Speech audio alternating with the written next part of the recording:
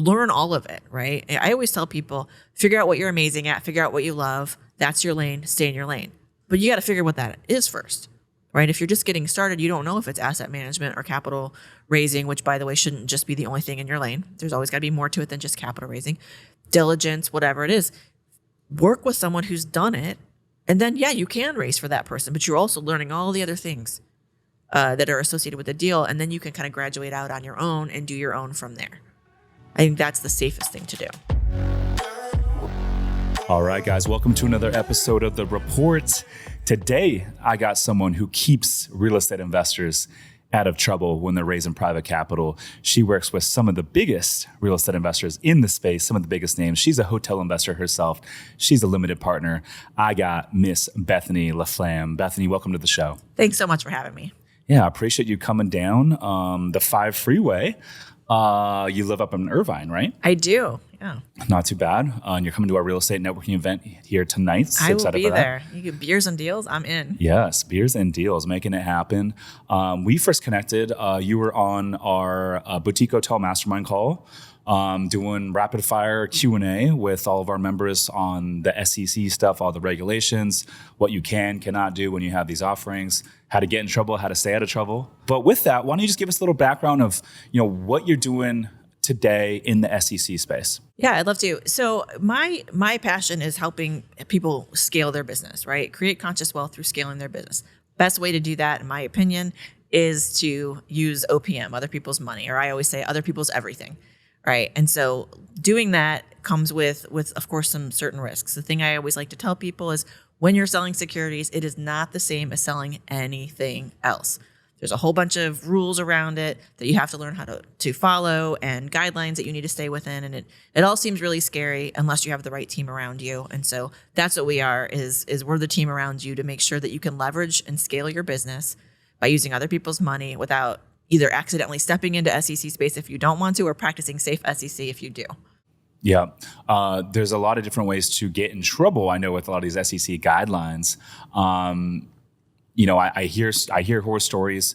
Let me ask you this, question. All these guidelines, does it only matter if a deal goes south and if you have limited partners or investors that decide they want to pursue legal action? No.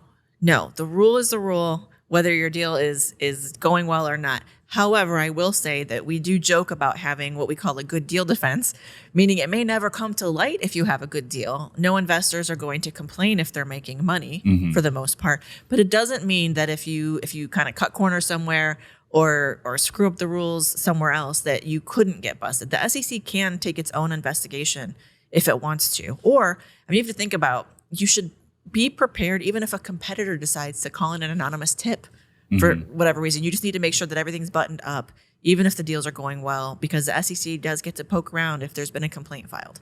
What types of other offerings, maybe like outside of these private real estate syndications and funds, does the SEC regulate?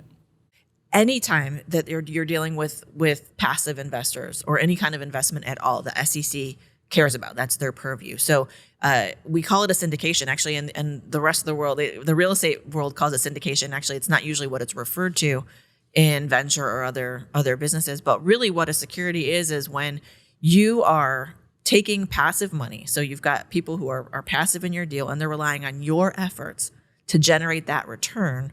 Then you've sold a security and the SEC cares about what you're doing. So there are a couple of ways that you can handle that when you are in fact selling securities. First of all, know whether or not you're selling securities. That's a big one. The second one is if you are selling securities, you've got 3 options. The first option is you can register that security. So let's think Facebook, Microsoft, public offerings, right? That's how you register an offering. Well, in real estate, unless you're a REIT, it's not usually the path to go down because it takes a really long time and it's expensive. So if you got a 45-day close for a $3 million property, you're not going to register that security.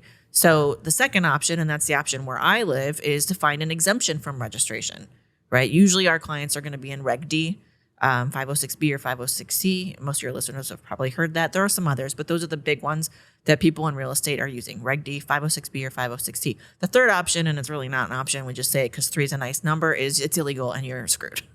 Right? Yeah. So option B. What is Reg A? I've heard Reg A thrown out there. Is that more like crowdfunding stuff? It is. And there is a Reg CF, which is Reg crowdfunding. So that's a little bit of a lesser filing than a Reg A. Reg A Plus is almost like a mini IPO. Think of it that way. So the great thing about it is that you get to accept non-accredited investors and advertise. It's usually either or. So in Reg D, it's either or. In a Reg A Plus, you can accept both. So like think Grant Cardone, that's what he does, for example.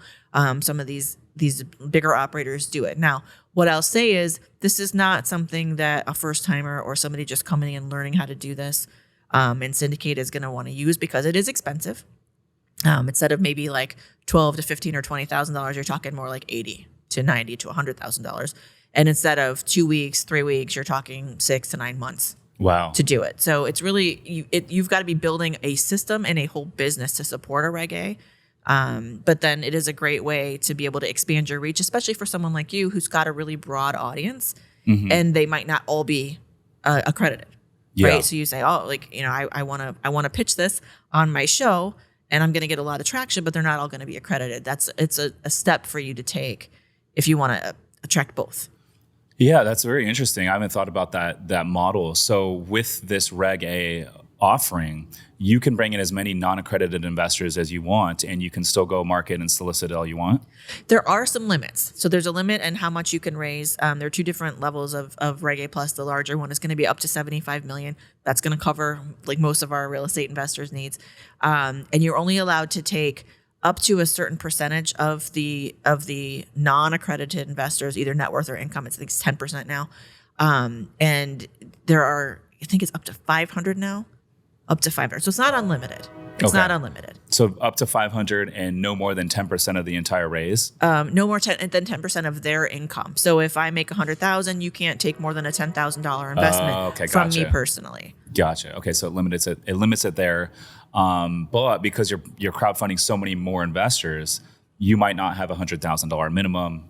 It could be much lower, right? Yeah, like 5,000 is what we see a lot of the times. Interesting. You have to have a really good infrastructure to support that, though. Now you're talking about a whole lot of investors that you still owe information to, you still owe reporting to, you still have to communicate with. So there really does need to be, you're building a whole syndication business with infrastructure.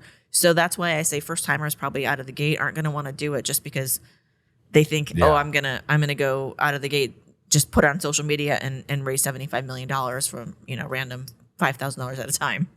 Yeah, it's interesting because when you do the single asset syndication from a reporting standpoint, if you have 3 or 4 single asset syndications with 3 or 4 different sets of investors, that's a lot more reporting than doing like a fund, right? We just launched our first fund this year, and I'm like, wow, from a reporting standpoint, from a workload standpoint, distributions and all that, it's one set of investors, one set of reporting.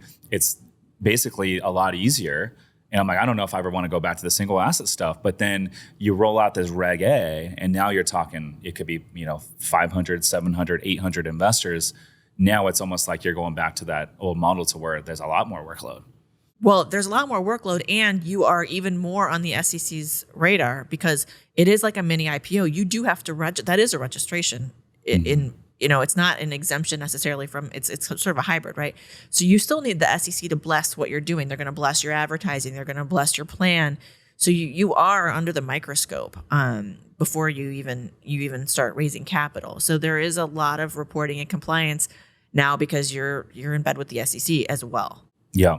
So for the listeners out there that aren't aware, can you go over the main differences between the 506B and the 506C offering? And then what exactly is it today that qualifies someone to be accredited? Sure. So 506B, like boy, that is the one where you can take up to 35 non-accredited investors. So what that means is to be accredited, you have to have a net worth of over $1 million, not including your primary residence. Otherwise, everybody in California who owns a home is automatically accredited. And or you have to have more than $200,000 annual income for the past 2 years, reasonably expected again in the current year, or $300,000 if you want to count your spouse's income as well. Now, there are a couple other ways to be considered accredited. There's some tests and licensing that you can take. Series 65 is one of the simpler ones, so you can actually sort of test into being accredited. Really? But it's not as easy as it sounds, right? So getting a Series 65, that's a license. You've got another governing body you have to answer to, and you do have to hang that with a broker. So most people really just rely on either the net worth or the income. We do think some changes are coming. There have been some rumblings in the to the SEC and in the SEC that they're going to change some of the regs to increase the net worth and income requirements to be accredited. Really? But also increase the testing ability for non-accredited investors to count as accredited. Got it. Right. So higher qualification threshold monetarily, however, easier to test in. More options to test in, let's say. Not necessarily easier. I've got my own opinions on whether this will work. I'm all for expanding the reach and the ability for people to be able to invest and make their own decisions on whether or not they're able to invest. I am questioning how easily that'll be able to be rolled out, because I think very well-meaning people are going to hold it up by arguing about whether or not the tests are fair, whether or not the tests really do indicate whether you've got the sensibilities to make these investments. It's a little protectionist in my opinion, but that's probably a different show. Yeah. Any rumors to where they're going to increase these thresholds in terms of income and net worth? Yeah, I mean, we've been hearing the 10 million number in net worth thrown around. I don't think it's going to go that high. Wow. I know there are people that really think it should be that. I don't think it's going to go that high. To keep up with inflation, I think they'd have to go up to about 3 million, but we don't really know yet until it really comes out. I mean, we've been talking about this for years. I wonder how long has it been at 1 million and 200,000? 10 years at least, something. It's a long time. So it should at least be double by now. Yeah. Interesting. So I wonder, like, if they raise it to 10 million, obviously there's gonna be a lot smaller pool of potential accredited investors to choose from. I wonder if with that they would increase the qualification for the 506B. Maybe instead of 35, they'll allow 100. That would be helpful, right? Yeah. Because it's going to be harder to raise money. And then you're going to see a lot more people out there with the 506B deals. And so to explain a little bit further, you're allowed to take right now up to 35, but the trade-off for being able to take any non-accredited investors at all is that you cannot generally solicit or advertise. So what does that mean? That means you have to have a pre-existing substantial relationship with every single investor you pitch. So now your pool got smaller of people you can advertise to. You should start developing those relationships now, right? And there are some things you need to do. And I always say that anyway. If you're going to be considering even offering a 506B deal, get a process in place right now to start. You cast the net in and you create a process. And we have an 8-step process, which I'd be happy to provide. I think I did provide that to you. You could provide it to your listeners if you want. 8 steps to taking a stranger from a stranger to a 506B eligible investor. There's some things you need to do. I would create that process now, just in case the rules change and make it a little bit harder. Yeah, absolutely. I always say it's never too early to start talking to investors when you're gearing up, or even potentially planning to do a raise at some point in the future. But I feel like the SEC has all these different rules and guidelines, and I understand why they have them in place. But as an operator, I hate having to tell people no. Yeah. I've done the 506Bs, I've done the 506Cs, but it doesn't feel good to have to tell someone that has the money to invest. They just don't quite meet the net worth or the income, and they have the wherewithal to make a logical decision and they want to invest with you, but you have to tell them no. I don't like it. Doesn't feel good to me. I don't like it either, but this is something that we do for our clients. It is legal to do sort of a hybrid, right? Where you start off as a 506B, like boy, you keep it in stealth mode. You only go to people that you have this existing relationship with. You don't advertise it. You don't send out an email list, nothing on Facebook, social media, whatever. You get everybody in that and you make all the disclosures ahead of time, and you let everybody know that what your plan is. You cut it off, and then the next day you can start advertising and bring in those accredited investors. So that way, it's a little bit more compliance cost, but not double, right? And it allows you a little bit of the best of both worlds, where you get everybody in. You can get your cousin in or whatever who maybe isn't accredited yet. And then you can then go advertise and leverage that network that you have. I love this method. And this is a method that I first heard regarding a fund. I had Mikey Taylor on the podcast a few months ago. Love Mikey. And he was telling me they do this all the time with their fund. And I was the first time I heard it. And then you were the first person to tell me on that mastermind call that we could actually do this with not just a fund, but you could do this with a single asset raise as well. You can, yeah. That is so cool. Yeah. And is there any timeline to where you have to close down the offering for X amount of days or a month? What is the minimum there? No, that's what's great about it. If you make the disclosures up front, what we do is we treat it as 2 separate offerings for the same property, right? So we've given different classes of investors. The first class of investors is your 506B investors. And the second class is your 506c investors. Now, you can have subclasses if you offer different things to investors. That's fine. You can get as creative as you want with it. But once you close off that 506b, you can start advertising the next day. But once you advertise, 506b is no longer an option for you, which means everybody from that point on, you have to then go verify that they're accredited. Now, how about the 506Bs that you already had been in communication with prior to switching over to the C? Can you still bring them on if they decide a few days later that they want to invest, even though you already made the pivot over to the C? If you are a busy professional and don't have time to invest in real estate, but still want to participate in the passive income and tax benefits, my team, Summers Capital, is buying a lot of boutique hotels right now. We source the deals, we renovate the properties, and we even do all the day-to-day management, making it truly hands-off for our investors. If you want to learn more to see if we can help you, go to summerscapital.com/invest to book a call with our team. Again, that's summerscapital.com/invest. Now back to the show. You would have to verify they're accredited from that point on. Okay. Yeah. Gotcha. Yeah. So you cut it. I wouldn't even accept their money, even if they signed subscription docs and didn't fund. If you advertise, I wouldn't even take a non-accredited investor's money. Unless the money's already in. Yeah. Because we know some of those, the IRA, the self-directed IRA money, it can be like herding cats trying to get it in. Yeah. Some custodians that we work with are great, but it's not really the self-directed custodian. It comes down to the other custodian, to where the investor had their funds for 3, 4, maybe 10 years sitting around collecting dust. I feel like a lot of the limited partners often, they don't even know the name of their custodian. They don't know what they're invested in. They don't even know what the account balance is because they haven't looked at it in 5 years. And so some of the custodians are great. They send the money right over to the custodian that we work with on the self-directed side. And it's nice, quick, and easy. You can get the whole process done start to finish, I would say, in 2 weeks, ideally. But some of these other custodians are like really challenging to work with. They might not accept an e-signature. They might need the signatures to be basically like ink and notarized, and then overnighted in, and like literally 10 different layers. And I get it, like they don't have any incentive to like, send the money out, but some of these have took like 4 to 6 weeks. Yeah. That's insane, right? Yeah, it's insane. And here's the thing. The SEC is not going to say, oh, you took a wire after, and you started to advertise, and now, you're in violation, because the rule is that you can't generally solicit or advertise. If you have really clear records of how that person came into your life, right, and they legitimately were in the 506B, and then it's because of this, this process that they didn't get their money in, you could be okay. I always tell people the very best practice is to keep the SEC from knocking on your door.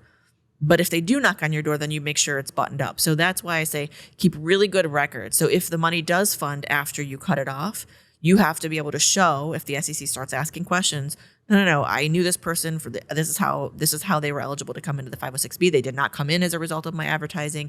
They signed docs way back when, and it just was because it was a self-directed IRA. That this now finally took so long. And I got a good example of this. So this past weekend, there was an article that came out on The Real Deal about a apartment syndicator out in Houston, Robert Martinez. And they basically, the lender, he bought a deal in I think it was pretty recently, early 22. It's like a $54 million deal. And he had the floating rate debt.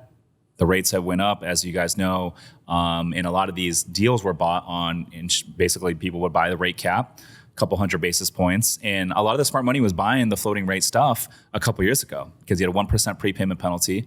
I know we had a couple that we refied into fixed debt over the last 6 months, but with this particular lender, I guess they foreclosed, and so I can imagine with all those investors involved with that particular deal, this is maybe a situation to where the SEC might do some investigating. Would you agree with that? Absolutely. And those are the investors that are going to ask a lawyer, is there any way you can help me get my money back? And that's when the lawyer's going to go, let me see. And they're going to start looking for ways to poke holes. And because, the investors sign up, if you have a PPM, if you've ever read it, and I'm sure you have, it says all over the place, you might lose your money. There's a good chance you will lose your money. And you are telling me that you can afford to lose your money and that you understand and accept that. So what the lawyers are going to do is go, did they miss any steps? Is there anywhere I can poke a hole to try to get my client their money back because otherwise they're not entitled to it and they're just out that money, which is, that's terrible. It's devastating for some people, which is why in a 506B, not only do you have to have that relationship and they do get to self-verify, they still have to be sophisticated. They still have to know what they're getting into, and you still have to be comfortable as a syndicator with that level of comfort for this exact reason. Like, do you know that if I put in 100,000, even if I'm not accredited, if you know that's going to devastate me to lose it, you probably shouldn't take my money. No, right? 100%. And that's where I think syndicators get into trouble, is they just want to take all the money. And not all money is good money. Not all investors are good investors. You should do diligence on your investors just almost as much as they should do on you, right? 100%. I agree. And I was just talking about it on a recent podcast. Was like, not all money is good money. And you can tell based on some of the questions that you might get. And ironically, I've noticed like our bigger check investors are the ones that are like super chill. Like, hey, we trust you. Here we go. But it's like the smaller check investors, those are, at least from my experience, those are the ones that ask a lot of questions. And I love fielding questions, and I love like taking the time to walk people through things.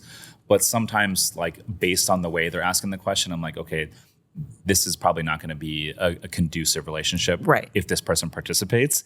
Yeah. And not all money is good money, like you alluded to. Yeah. I mean, it's one thing to be educating yourself and learn. If it's your first time, for example, you want to ask a lot of questions. It's another to be like, this person's going to be just a pain in my ass this whole time. Like I'll find $100,000 somewhere else, right? You want educated investors for sure. Dumb money is not the money you want. You want them to ask smart questions.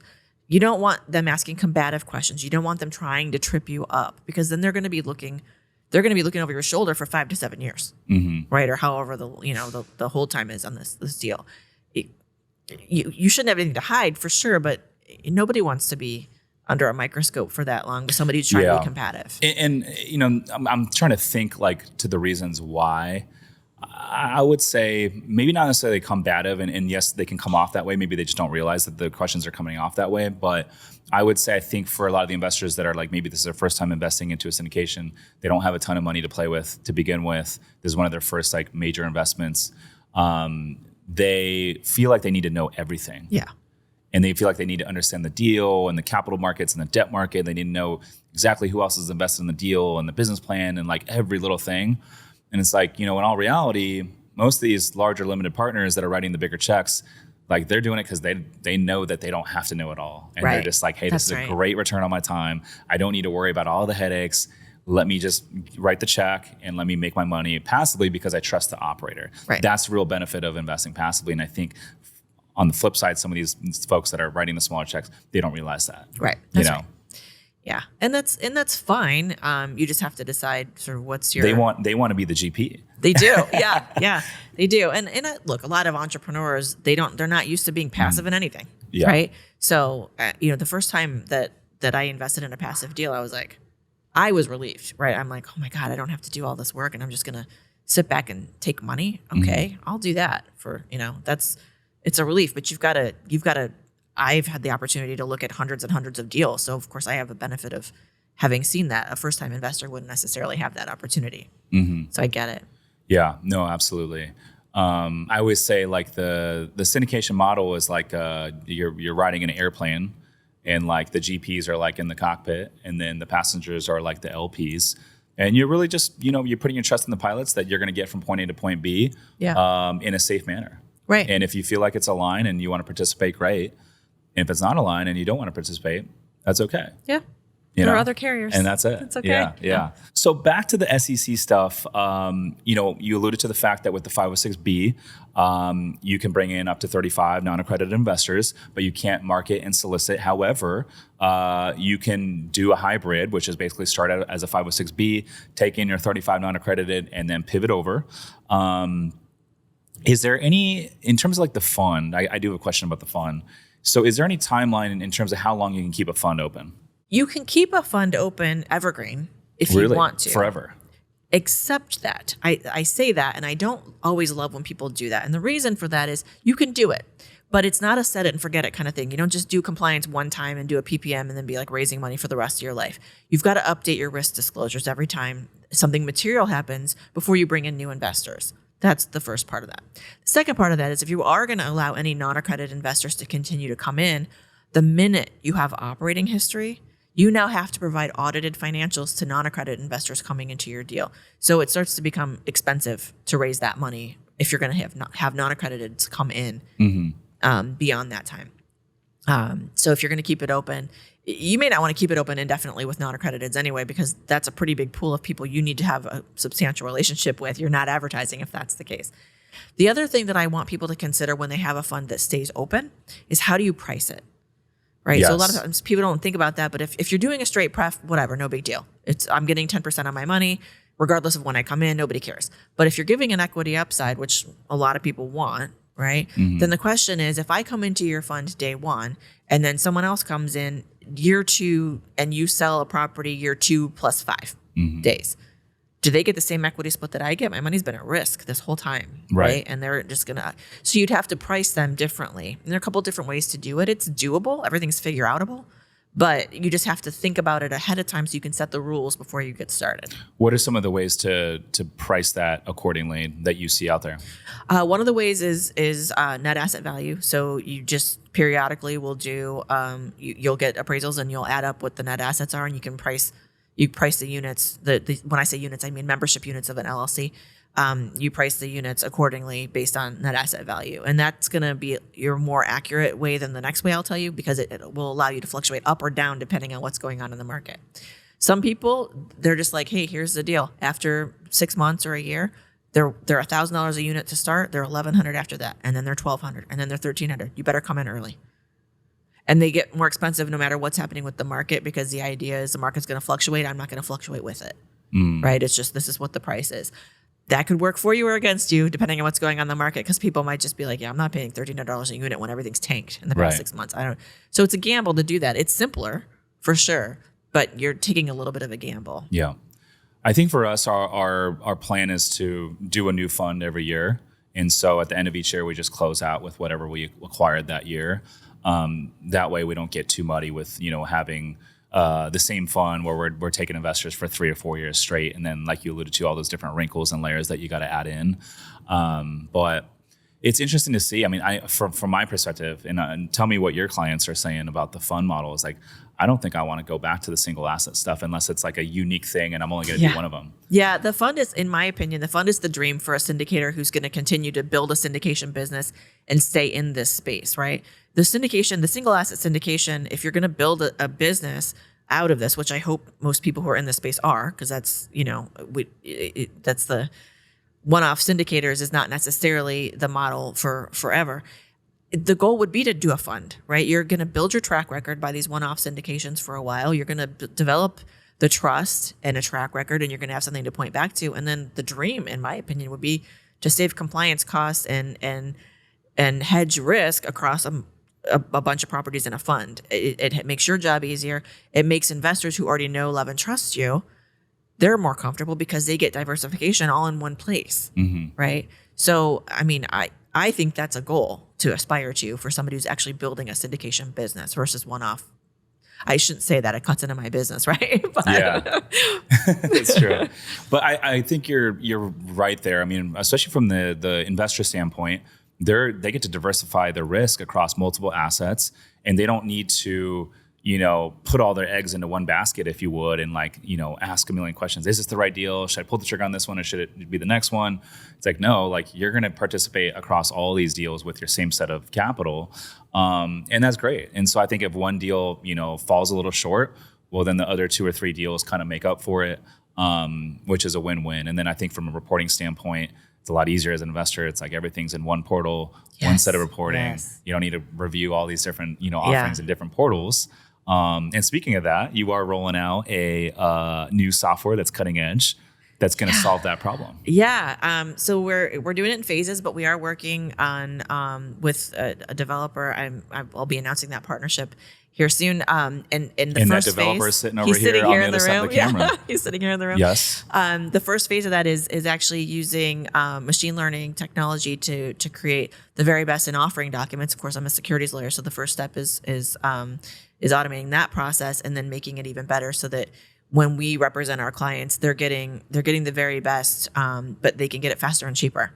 And so that part is the first part, but the whole goal is to create a platform where it sits on the blockchain, and you can have all of your disparate platforms you're on, your HubSpot and your investor portal, whatever that is, and all these places all in one place, sitting on the blockchain, so that it's safe and secure, and you have a dashboard that allows, the bot. This is the coolest part, and I'm probably explaining this horribly, and I don't even want to look over there to see if he's cringing at my at my explanation. But for example, a bot can go sign you into all these things and aggregate all that data and pull it back, so you get a dashboard and a report. So I know.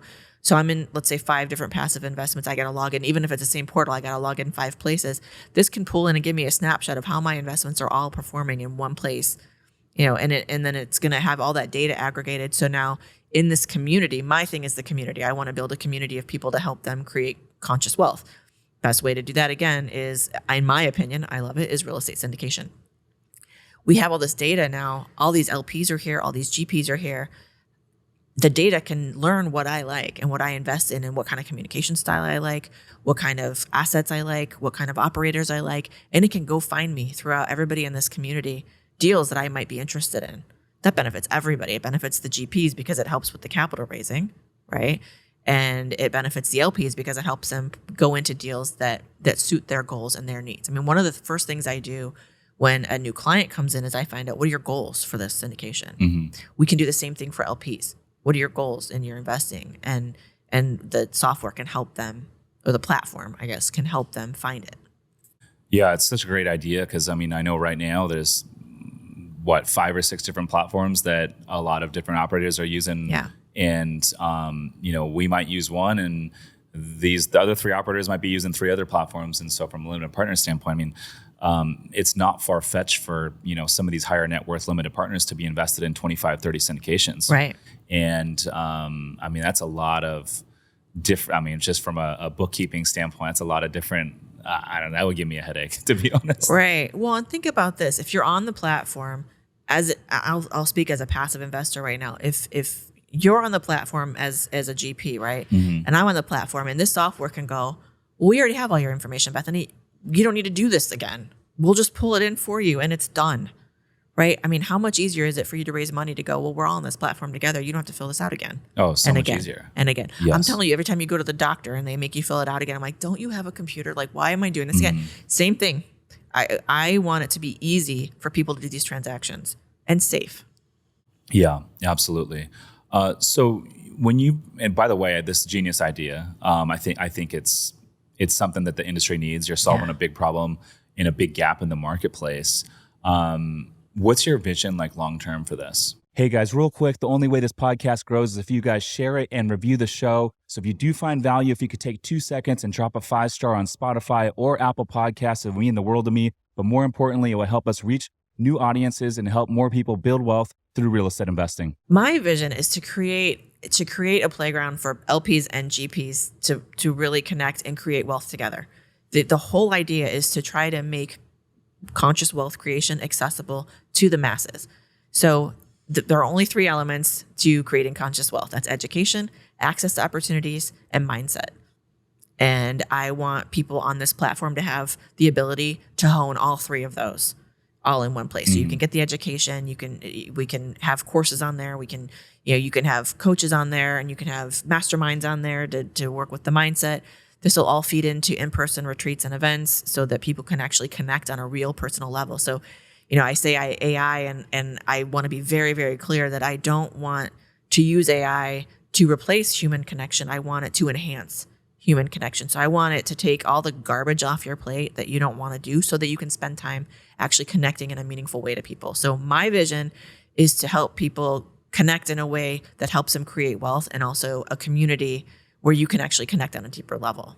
Yeah, I love that. I think it's going to be huge. When are you guys planning on rolling it out? Well, we're beta testing the documents. He's over there laughing. Yeah, he's like, tomorrow is what he wants. The beta testing for the offering document starts next week, and then we roll right into sort of the next phase of that. I'm guessing probably but probably 6 to 9 months for the community side of it. There's a lot that goes into it. He's building all the back end. I'm the bottleneck. Yeah. Well, we'll keep us posted. We'll yeah. definitely be a customer. Oh, I love it. Yeah, that'd be great. For sure. So you mentioned when you bring on new clients, whether it's a limited partner or a general partner, you ask them, hey, what are your goals with this particular offering? So with these general partners, like what kind of questions, what other questions do you typically ask them before you bring them on? So I will ask the general partner, obviously the higher level goal of what's your goal of this particular property, but even more than that is, what are you building? Are you eventually wanting to do a fund? What kind of, is this the asset class you're staying in? Is this your only asset class? What are we building here? All right. What do you want to offer to your investors? High level. Because some of the first timers, the students, we get a lot of students too. So we have a lot of the different end of it, right? We have the syndicators that have a bunch of students, and then we have their students, right? Mm-hmm. So the question is, are you building a syndication business? And if you are, what is your goal there? They don't always know what they even should offer to their investors. They're like, I don't know, tell me. Mm-hmm. I'm not going to tell people what to offer to their investor because that's really going to be deal specific. But we want to dig into their whole business model. Who are your investors? Do you need to take non-accredited investors? Do you have a big network? That's going to help me guide you on whether you should be in a 506B or a 506C. Right? The one thing I didn't say earlier in the 506C side is that you get to advertise and generally solicit, but there are still rules about what you should say and can say on social media. So we guide you there. So I need to know, who are your investors and what's your goal there? How much are you planning to raise? Those kinds of things. I want to get a feel for what the deal really looks like. What do you tell someone that's maybe it's their first raise? Do you, generally speaking, without knowing much more than that, but let's say that's their first raise, they don't have a huge track record. Do you tell them, hey, maybe go 506B? No, I don't. Go the other way. I like the hybrid for that reason. Okay. Right. That's true. Depending on how much they're raising. That's almost the solution for everyone. It really is. I mean, it depends on if the deal supports the compliance cost, right? But the hybrid I like.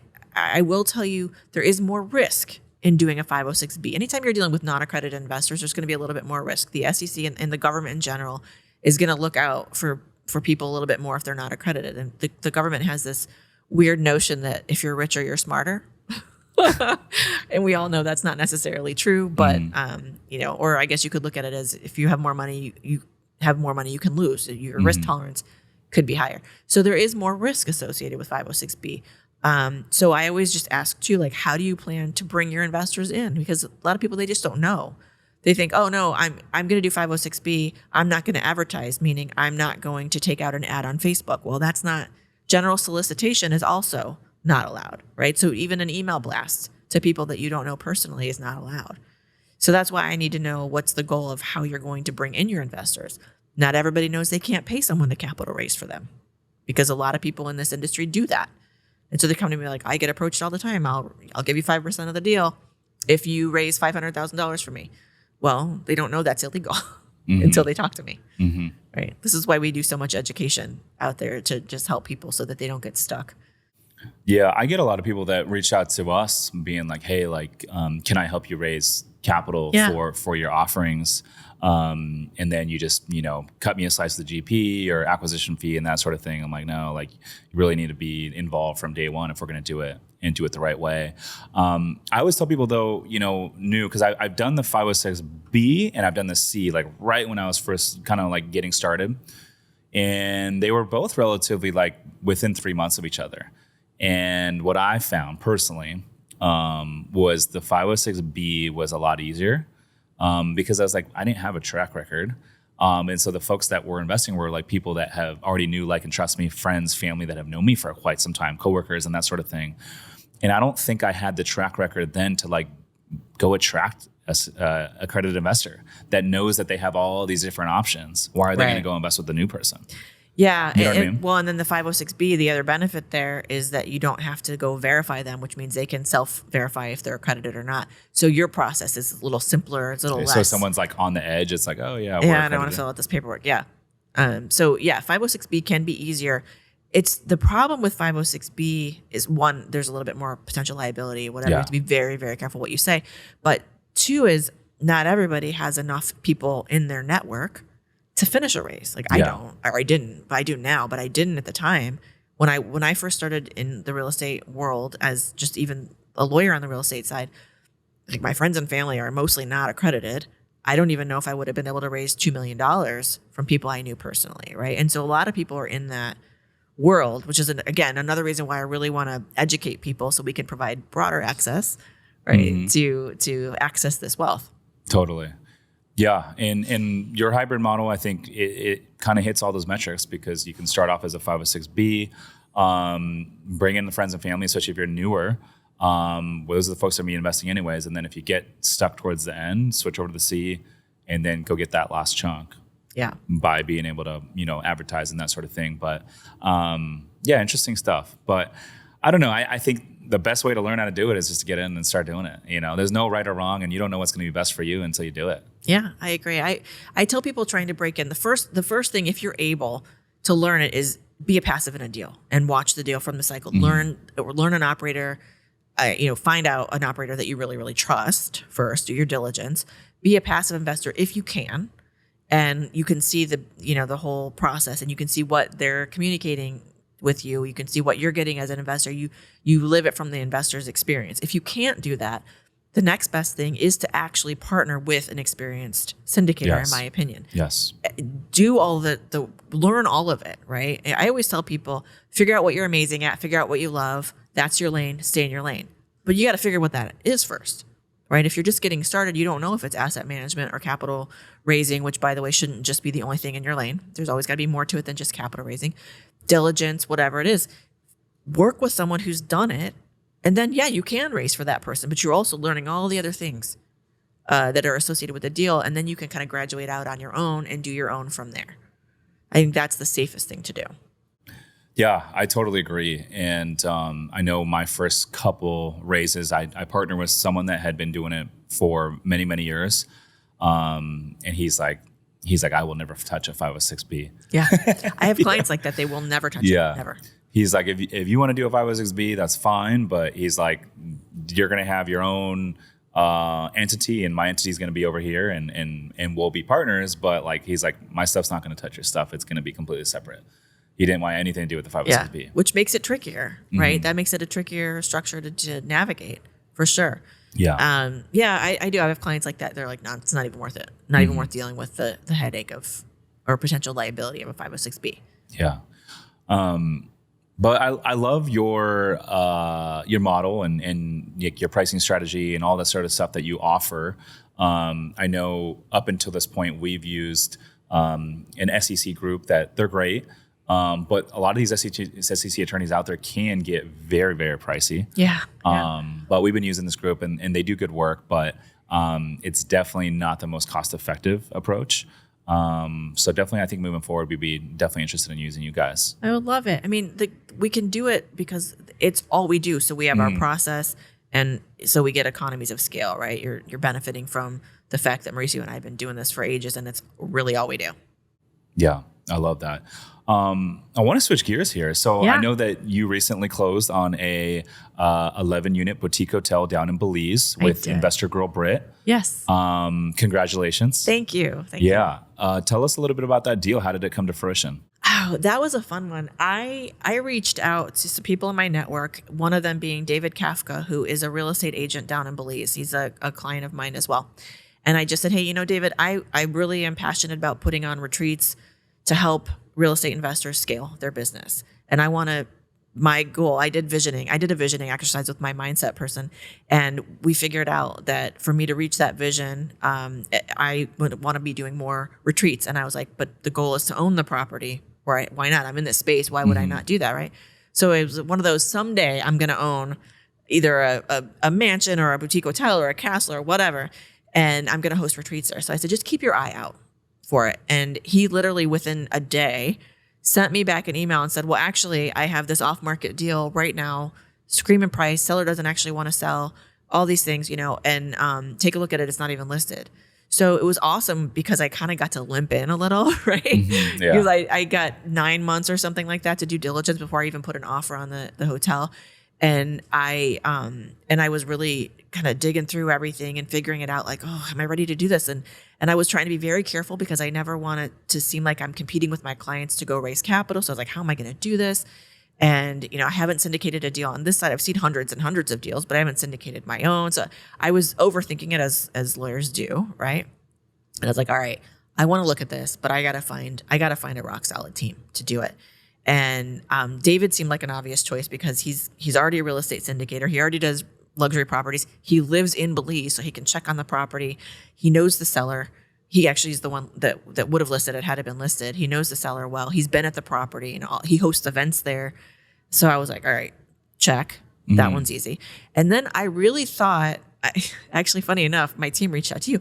I really thought I needed someone on my team who had syndicated a boutique hotel. That is a really small needle in a really big haystack, right? And somebody who had done that overseas as well. So now we're like, did you reach nobody? out? I did, but the answer was I'm not doing anything overseas right now. Yeah, which is a reasonable. Okay, I remember now. Right. Via email, right? Yeah. Okay, I remember that. Which I think is how I got onto your mastermind. No, that's not how you came onto the mastermind. And I'm just now putting the connection together. Oh, that's so funny. That's how I just assumed that's how I got into your mastermind. So I think Lauren on my team somehow knew someone in your group or your network, and she brought you on. But I had no idea that this connection. But I do remember that email come through.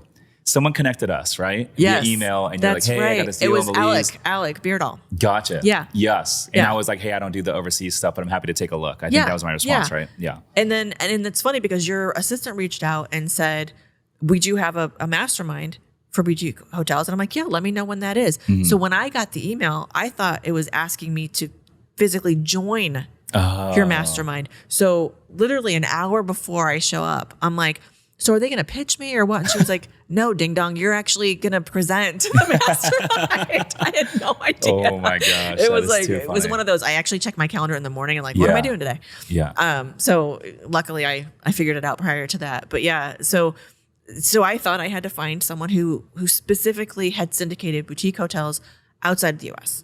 No. So then I was like, all right, I went and talked to my mindset strategist. I'm like, all right, I know I'm missing something here. Let's talk this through. I'm leaving something on the table here. What's going on? And she was like, well, what's your goal with the hotel? I'm like, well, I want to put some systems in place. It's running pretty well, but I want to host my events there. I want to host more events there. This community does events. She's like, find someone that can help you market events.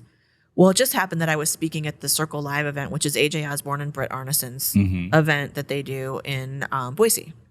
I was speaking at that, and I was talking to Britt, who I had known for a while, and we'd always talked about let's do something together. But it didn't even occur to me to ask her until after we had talked this weekend, and she said, "I really want to explore more of the marketing side of my business. I'm going to more and more events that aren't just real estate focused, but they're focused more on the marketing side." And she's DIYer turned syndicator, and I've seen some of her work, and I've seen her reach, and I know she does her own events, and I'm like, hey, Britt, I know you want to expand out into some stuff. And she was just like, oh my God, yes, please. But she, of course, had to do her diligence too. So we went down to the property, we took a camera crew, and we got some amazing content that we're putting together for a series on how to syndicate a boutique hotel. Nice. And she said yes. And here we are. Yeah, I love that. I feel like I didn't learn about that deal until I think Britt posted on it on social media. And I didn't make the connection now until you just told me about the email thing. But okay, it all makes sense. And it's funny because I was like, man, you guys, she announced the deal and then you guys closed like really quickly. But then now it makes sense. Like it was coming to fruition over a long period of time. Yeah, I've been working on this deal almost a year. People don't see the back end stuff. Right. You know, they just see what you put out there. So sometimes it's like you announce the deal like 3 weeks before it closes, and people are like, man, these guys are quick, Yeah, but you're like, no, you didn't see the 20-year overnight success. Yeah. yeah, that's funny. But you brought up a good point. So regarding the 506B and the C stuff, you mentioned some people like they start up with a B and they plan to go to the C, but they never need to go to the C. Yeah. So a lot of times they underestimated what they could get done in their own network, and they just want to be safe. What route did you guys go with this hotel? We did a 506C. Okay. I wanted to be able to advertise it out of the gate because I had a little bit, I think I told you, my impetus behind buying this property was to own a property where I could host retreats. And so in my mind, this is always, all the marketing we do is also to drive traffic to the events and to the hotel. So it wasn't just to do the raise. I wanted to plant the seed now because it's our community that I think is going to be the people who show up to these events. So in my mind, I was wanting to use this opportunity to market the hotel at the same time as we were doing the raise. So out of the gate, I wanted to be able to advertise. Yeah, that makes a lot of sense. And shoot, I mean, we're looking to plan out a retreat for our mastermind sometime early next year. I'd love to explore the option of checking out your venue. Yeah, possibly absolutely. doing it there. I'm heading down there in October if you want to Are come ya? take a look. Oh, Yeah. that'd be so cool. Yeah. I've never been to Belize. It is gorgeous. How do you get there? So there are a lot more flights happening now. You fly into Belize City.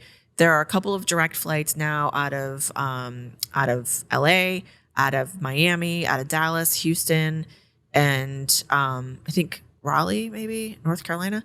A few other places, maybe even Seattle, some direct flights now, more direct flights. You fly into Belize City, and then you take a 30-minute little puddle jumper flight from Belize City to Placencia, which is where the hotel is. It's on a peninsula. The hotel is sitting right on the beach. And the cool part is that the hotel has an amazing staff already. And when you check in, they will book your flight. You tell them when your main flight is to Belize City, and they'll book your flight to Placencia for you, and you just go online and pay for it. Wow. Yeah. That is pretty cool. And so what is, it's on a peninsula, which is pretty cool. Is there, is it a big town, small town? What is it? What's It's a the little nightlife like village. there? Little village? It's the cutest little village. Okay. Yeah. And one's really cool thing is it's Central America. So it's nestled on the east coast of Mexico between Mexico and Guatemala. And it is the only Central American country whose first language is English. So everybody speaks English. Really? Yeah. And it's a British Commonwealth. So the laws are favorable to foreign investors and foreign landowners. And it's fairly safe. I mean, I wouldn't leave, a camera equipment sitting out anywhere, but I wouldn't do that in LA either. And so it's really safe as well. And you guys were able to get some seller financing on that deal? Yes. The seller's carrying a note, a 5-year note, interest only for 5 years at 6%. And he's staying on as an advisor for 5 years. He doesn't actually want to sell this property. This is his baby. He has put his heart and soul into it. He's built up a team and a staff that is like family to him. And so he chose to work with us, and he gave us a pretty good deal and agreed to stay on because he knew we'd take care of his staff. So he gave us a pretty sweet deal. $100,000 of the purchase price is just him being able to stay at the resort. Wow. Yeah.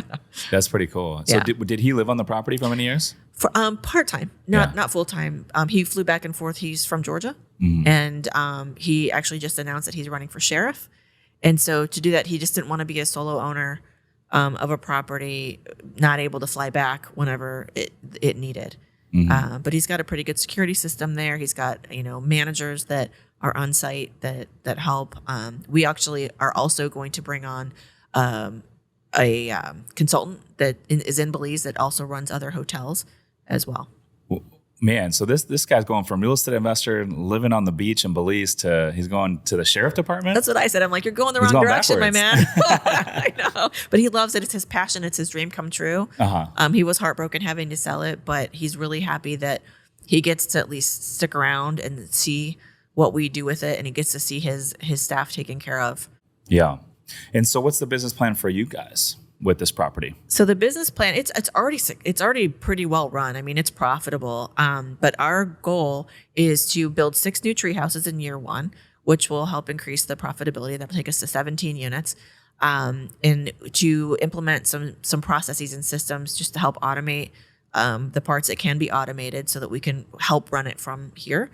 And then also just market the hell out of events and retreats. Right now, it's really highly rated on TripAdvisor. Both the bar and the restaurant, which we also acquired, and the hotel itself are highly rated on TripAdvisor just as a hotel. But we want to create more of an event destination. So yes, weddings, but really more masterminds, retreats.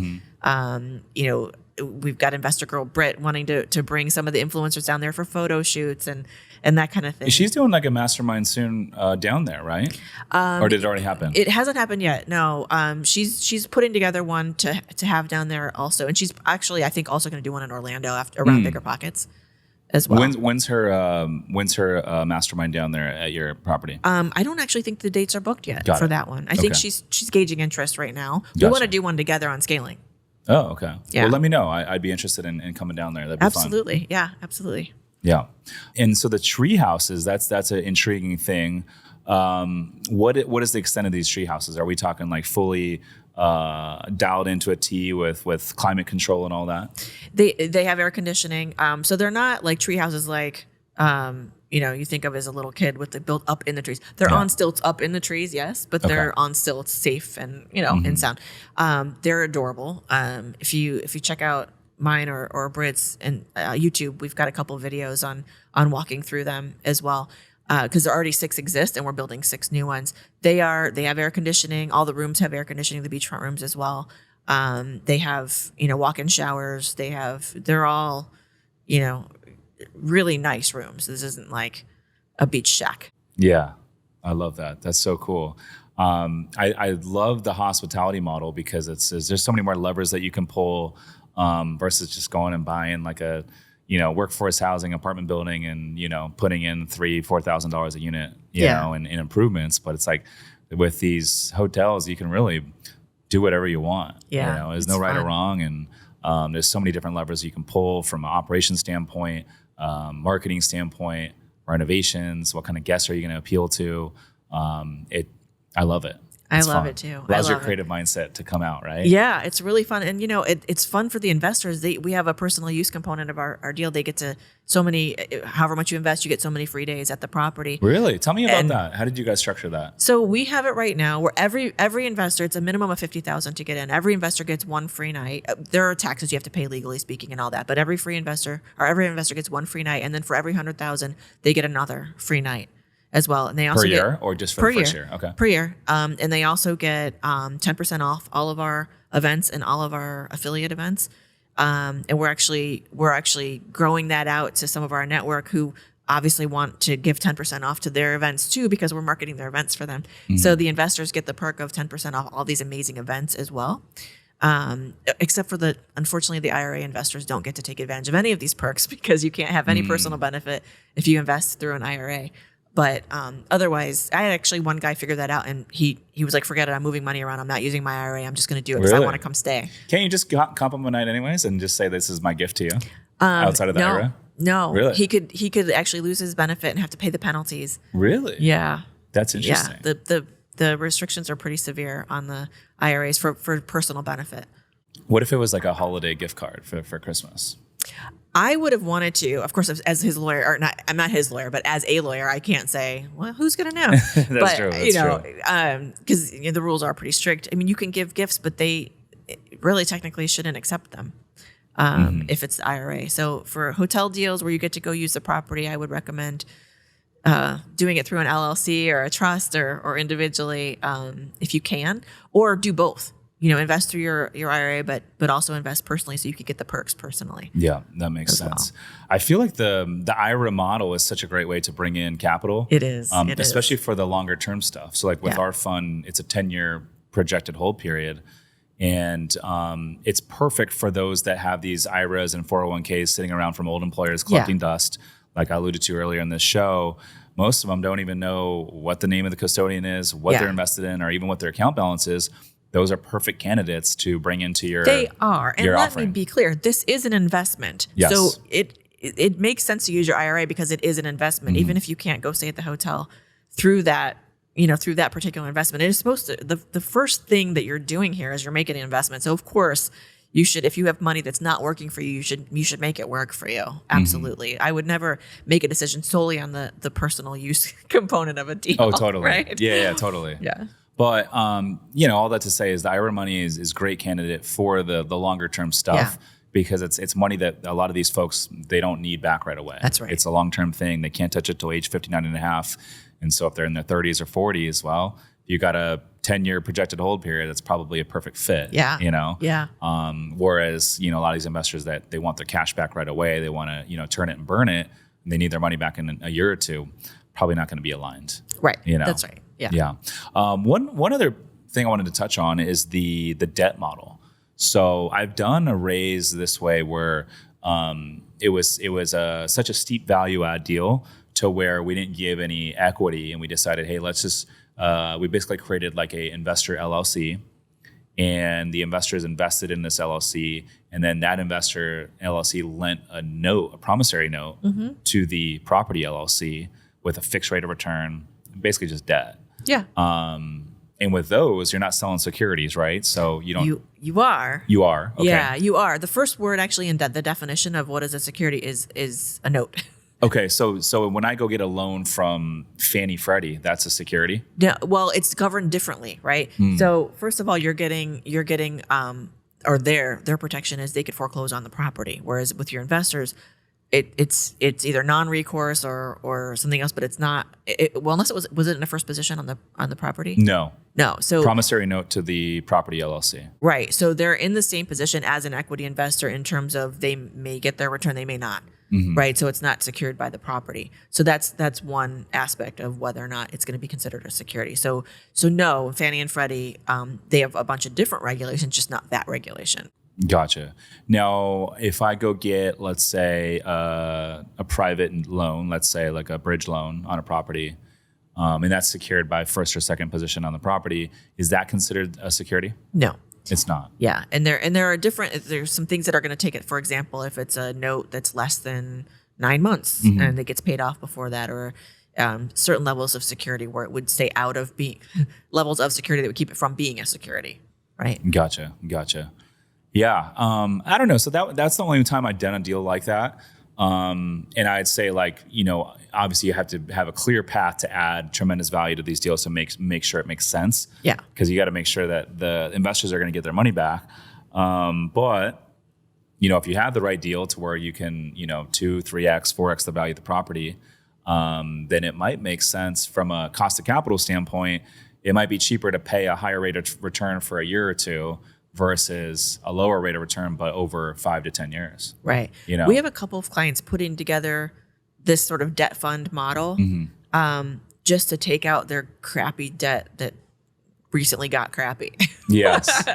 Right. So, I mean, this is a model that's people are exploring right now just because the debt markets are tough. Yeah. And a lot of these REITs out there that fund a lot of like private, they land on a lot of like value add commercial real estate deals. They have investors and they give them a preferred return. And then like I know one of them, they do a lot of commercial lending, but I think they pay their investors like a 7% preferred return. And then anything above that, they just split 50-50. Yeah. And so if they're getting, I mean, in today's climate, it's not unreasonable to get, to lend 11-12% on, a value add commercial deal. Yeah. Yeah. I mean, and this is why we ask what the goals are, right? What is your investor base looking for? Some of them, they're just looking for the cash flow and they want the 10% preferred return. They don't really care about the upside because they just want the cash. Others are like, no, I'm patient. I want the big bump when you sell or refi, right? Yeah, and absolutely. You got to know who your investors are. So you do something unique. You do some sort of mastermind or like community call once a week, correct? I do a live actually Wednesday at 1. Yeah, Pacific. Is it on Instagram? No, it's on Zoom, and people can come on and it's an interactive on Zoom. People can ask questions, and I basically just hand out free legal advice for an hour every week. Wow, yeah. I love that. Where can people get more information on this call? BethanyLaFlam.com/live. Love that. And I also encourage all listeners to go follow Bethany on Instagram at Bethany_LaFlam. This has been fun. I appreciate you coming on the show today. Thank you. I appreciate you too. And I do have to say, I'm going to give you a little plug. When I was trying to figure this whole boutique hotel space out, I did like a crash course in your YouTube channel. Really? On how to do it. Yes. Oh my gosh. That is too funny. Thank you. I love that. Well, I appreciate you coming on and looking forward to connecting more at this meetup tonight. Yes, I'm excited. Thank you. Likewise. And I got to come down and check out this Belize hotel one of these days. You do. It'll be so fun. You'll love it. Yes, it is an awesome place. Listeners, thanks for tuning in. We'll see you in the next one. Peace.